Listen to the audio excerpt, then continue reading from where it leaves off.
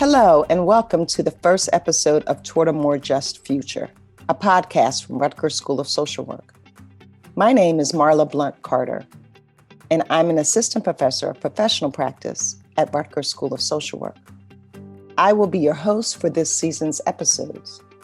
Today, we will speak with Lisa Blunt Rochester, a Congresswoman from the state of Delaware, the first African American and first woman to serve in this role. Lisa is no doubt a change maker, and she's also my big sister. Congresswoman, thank you for joining us today. Can you briefly tell us about your journey to becoming a Congresswoman? Well, first of all, thank you so much for having me to Rutgers University. It's a special place for me and my family. And it's also special to be with you, Professor Marla Blunt-Carter, who is one of my sheroes. I will tell you a little bit about the journey, and it's kind of funny because you don't want to kind of go in chronological order, but I feel it's important to start at the beginning and mention the fact that I was a kid that grew up in the 1960s. And I think that's significant to who I am today because, there was this era of, civil rights movement, the 50s and the 60s, watching individuals around us and watching the change in the environment. And so you have the civil rights movement, you have the Black Power movement in the 70s, you have Vietnam that we're dealing with, as well as the women's movement. And so I remember as a kid thinking, hey, I am woman, hear me roar, I mean, Black Power, say it loud, I'm Black and I'm proud. I mean, these were things that were embedded in the three girls of our family. And so that shaped who I am and who I was at that time. And even remembering the 7th grade leading my first protest, because the boys got gym time and the girls didn't. And we just refused to leave the playground. The girls chanted, you gave it to them, now we want gym. Right. And it became sort of a part of the DNA to fight for those who seemed like they didn't have a voice. And so as I went through and I look back at my jobs that I've had, everything from the Summer Youth Employment Program Coordinator when I was in college to working on employment and training programs through state government, and then becoming working in a congressional office as an intern and then as a caseworker. Casework also is part of, I think, my DNA, being that problem solver. And then left the congressional office. He became governor, Tom Carper, and then I worked in the governor's office as a policy advisor, focusing on strengthening families and communities, and left his office to go work in an agency. The Secretary of Health and Social Services asked me to come and be her deputy secretary of the largest department in state government.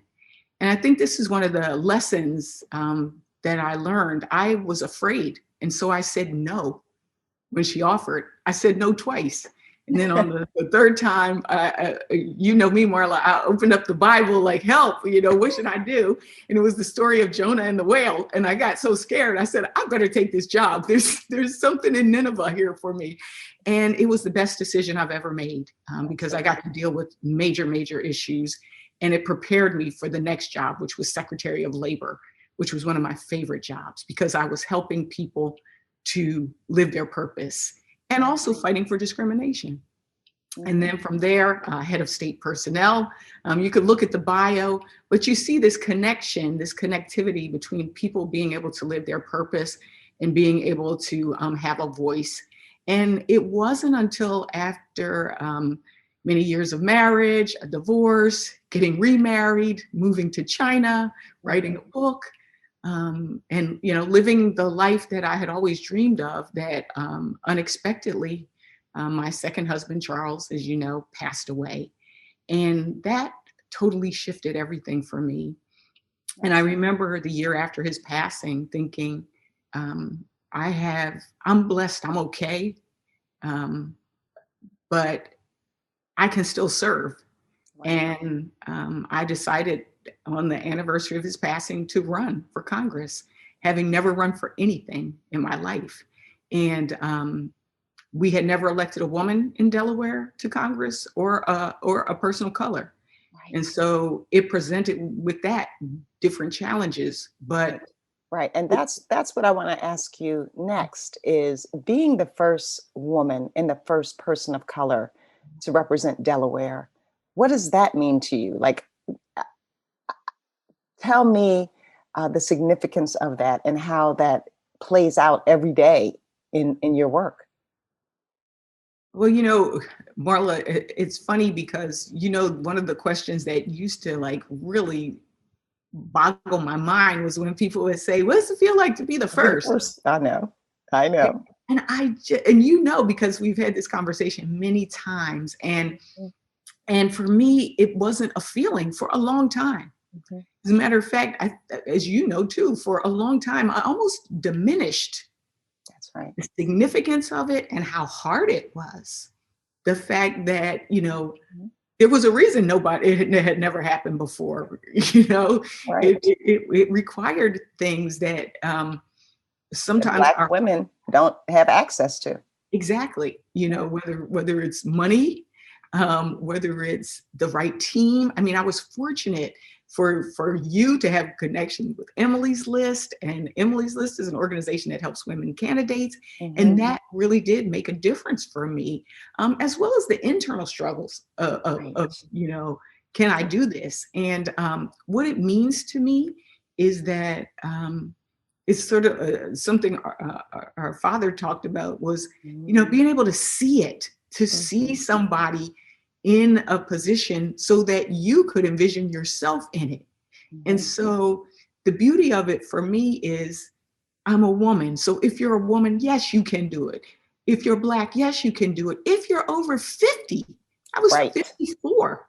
Right. First time I ran, and so the first is important, and I think it also presents with it a responsibility, Mhm. to not be the last. Exactly. Yeah, Exactly. And the inspiration that you are, you're creating so much of a movement of Black women running for office in Delaware. We've seen that number just like go through the roof recently, and a lot of them look to you as their mentor, and you've inspired many people. I mean, you've inspired me my whole life. You're my big sister, and I share with many people the inspiration that just your example gives us all. So let's talk about the work. yeah, Here you were first elected 2016. right. Here we are 2020. You've been through a lot in those 4 years. You, the country, many people. Um, what are some of the pieces of legislation or just issues that you've worked on that you are really proud of, that you feel are significant that people know? Yeah. Well, first of all, I want to go back to the statement that you just made about the women, or the Black women who Mhm. have come since. I Mhm. think that also was the thing that made it real for me, the impact, and to see them working Mhm. on issues and standing up and just running. Yeah. We've had some incredible firsts in Delaware just recently as well, and so that really was important to me. Another thing is to work on issues that I've been working on all my life, but actually be able to be in a position to say, you know what, let's work to get the funding for that, or let's work to get legislation for that. And one of them is clean water. I mean, Mhm. something that people take for granted. Over Right. 20 years ago, I met with and worked with people in a southern part of our state, like in a town called Ellendale, which Mhm. had many residents had no running water. And Mhm. so to advocate and be on the Energy and Commerce Committee in Congress, that was one of a big moment for me, was to get Yes. on the Energy and Commerce Committee. Yeah, explain that to our listeners who are not familiar with the significance of the appointments to certain committees and the work Yeah. that the committees do. Yes. I mean, that's really where the rubber meets the road. That's, where the work is done. And in my first term, I was able to get on the House Committee on Education and Workforce, because that's part of my background. But we were in the minority. And I was also able to get on the Agriculture Committee. And a lot of people are like, agriculture? Well, anybody who knows Delaware knows that farming is our second largest industry. It is important to us as a state, but also the ag budget, over 80% is SNAP. Right. And so for social workers, it's very important to know that one of the proudest moments for me was to be able to work on the Farm Bill and to make sure that there were proposals for these punitive work requirements that weren't really tied to uplifting people, but more ultimately just cutting people off. And so to be at the table and to work on the Farm Bill and ensure that there were not those, that was an accomplishment for me. We got on, and I was the first person in 120 years from Delaware to make it onto the Ag Committee. Absolutely. Like, you advocate to get onto these committees of your choice. But what my vision, my goal, my hope was to get on Energy and Commerce, because that is the committee for healthcare. Number one issue. That is the committee that has environment and climate change, which was also my second subcommittee to get on. Absolutely. And it is a place where you can see the intersectionality between health, jobs, the environment, and also today, equity. Absolutely. Across the board, we are now focused all of our committee work on equity. Wow. And so to me, it was really important to get on that committee, because it was the place where I could get the job done for Delaware and for the country. And so speaking of jobs, I know that you do have a initiative, or your focus is on the future of work. Being a former Secretary of Labor, how is that work related to social justice? Such a great question. Work. So, it's funny, because initially I'm on my committees, I'm doing my work, and I'm having these meetings with people, and I start to notice there's a lot of conversation about technology, automation, machine learning, autonomous vehicles. And I saw this presentation that was showing the number of jobs and displacement that could occur with autonomous vehicles. And as I thought more about it, you think about, these are jobs that might not require a college degree to drive a bus or a truck. They are good paying jobs. And if they go, what's going to happen? And I started to notice the connection between jobs that Black and brown people hold, jobs that women hold, whether it's retail, and what the impact could be if the job shifted without us being forward thinking and preparing. And so instead of being afraid, my thing was lean in and focus on how do we prepare for the future of work. But it was really this pandemic, COVID-19, that pushed the future of work.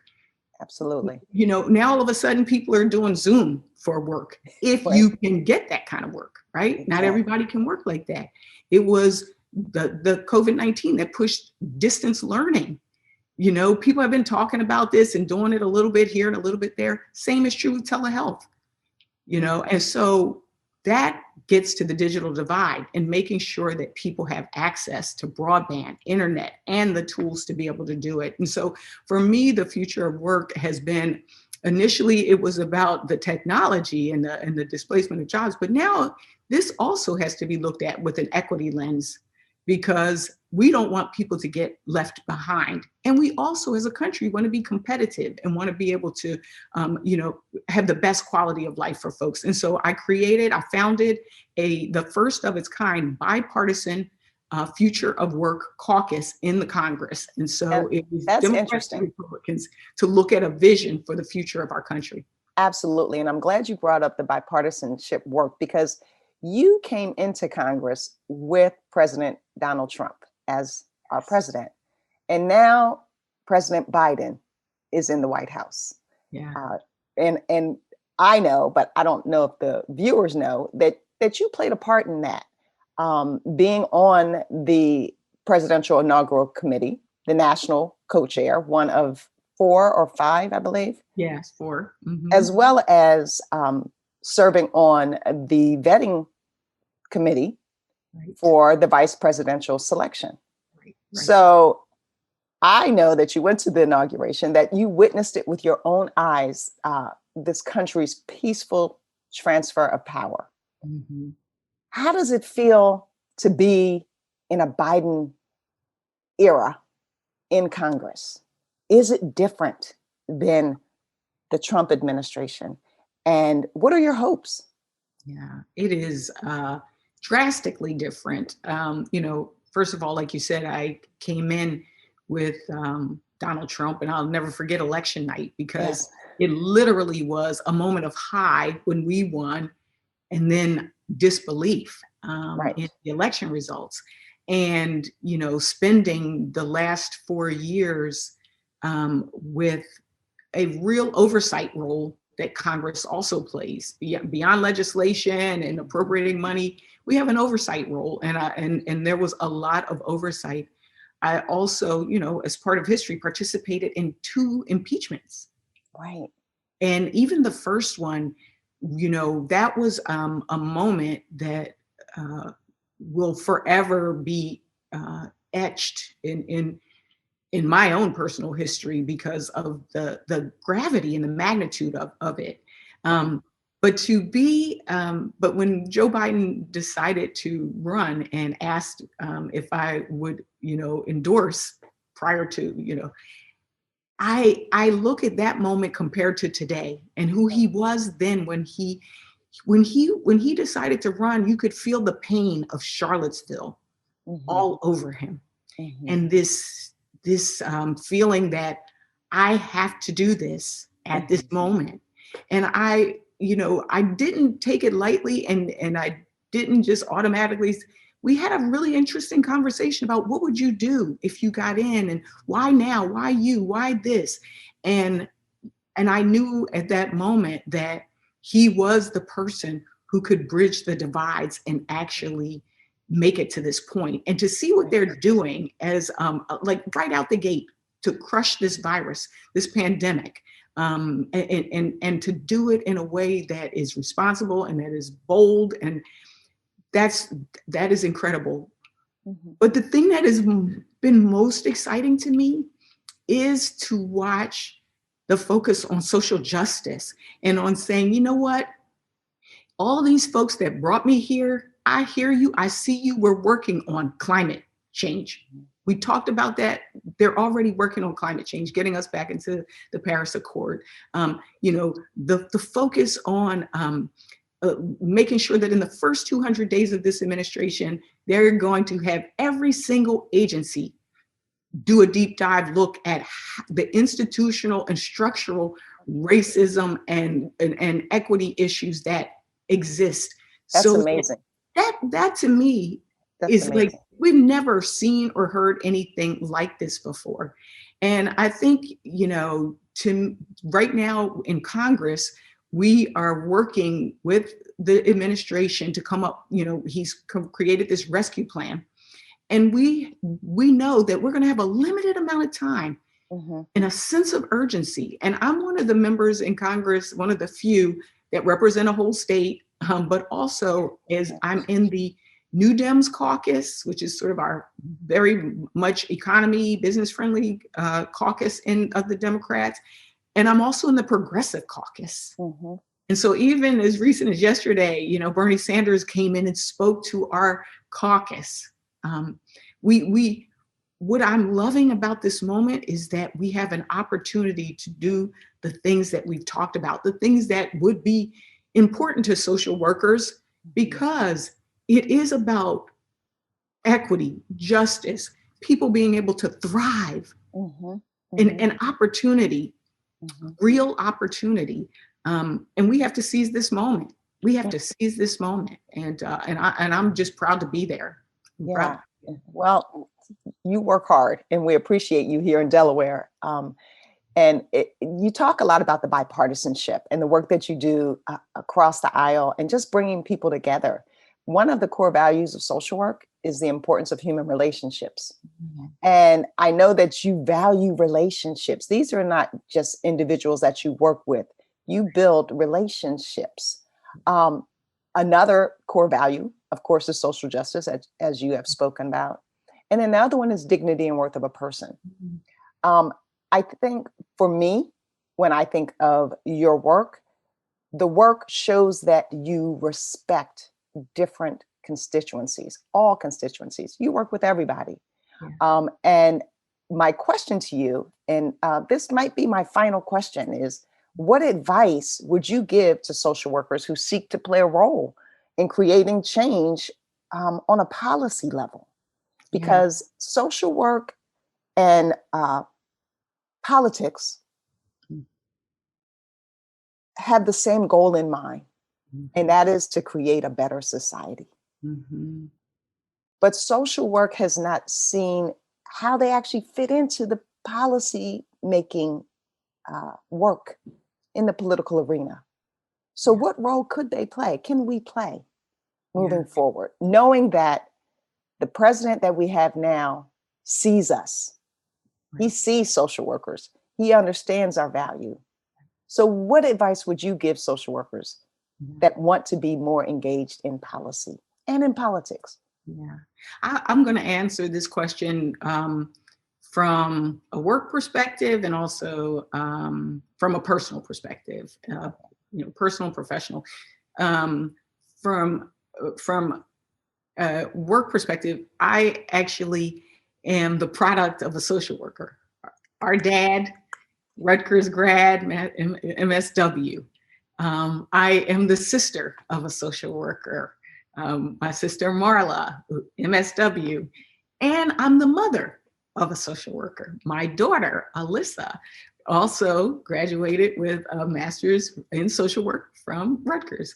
And so I watched you guys from both a micro and a macro level deal with social work. And then me as the caseworker, I'm always like grounded in this casework position. And so from a professional standpoint, there are so many different entry points in which you can impact.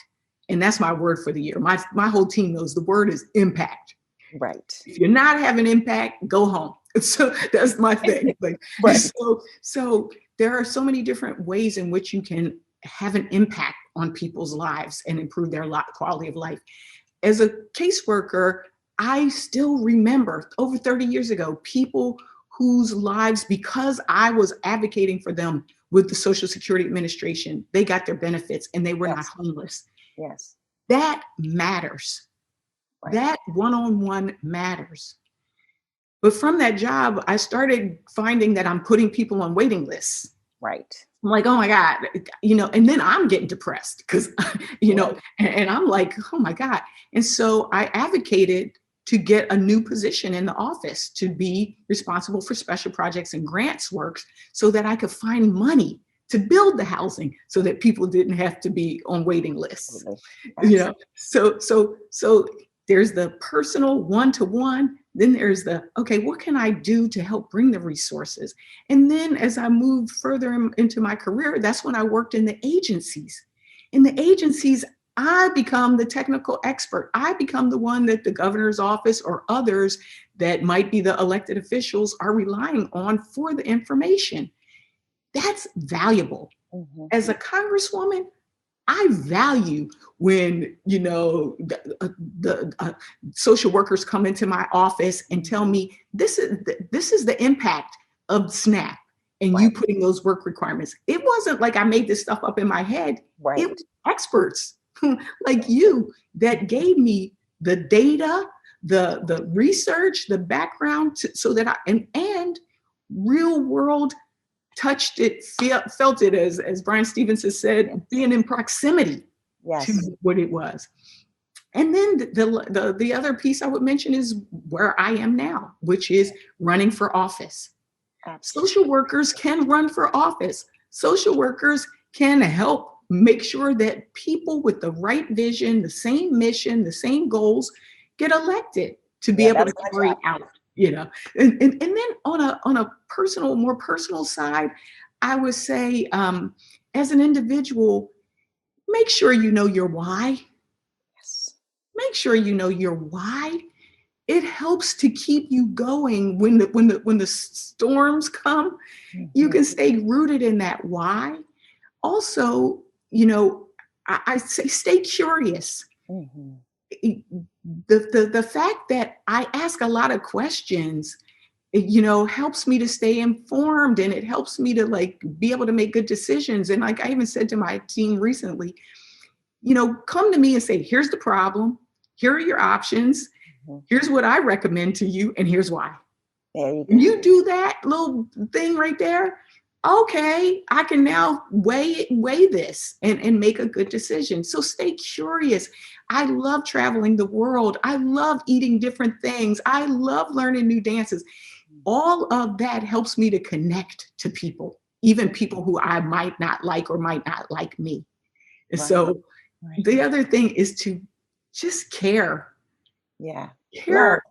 Love. Marla, that's my word. Love. This is all about love. That's what I learned when Charles, my husband, passed away. We are on this earth to love ourselves, love each other, love this planet. And if you believe in God, love God. When we do those things, and I'm talking about ourselves too, when we do those things, you don't want to see homelessness. You fight to stop it. You want to see people thrive. And I think that's why even when people ask questions like, what's your greatest accomplishment? It's hard for me to think of that. I just think about what Maya Angelou, I think it was Maya, that talked about people won't remember what you said or what you did. All they'll remember is how you made them feel. That's right. That's right. And that's the bottom line. Whether you're a teacher, I know if you care about me. Whether you're a police officer, I know if you care about me. Whether you're a social worker, I know when you care for me. Oh, I am so glad that you were my first guest. My first role model, my shero, Lisa Blunt Rochester. And my inspiration, Marla Blunt-Carter. Thank you, Lisa. Thank you, Congresswoman. Thank you.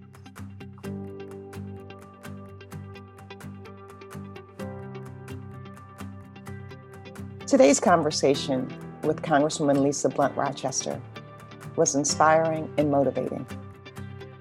She shared her wit, her wisdom, and her work with all of us. And we can see how it connects to social justice and social change.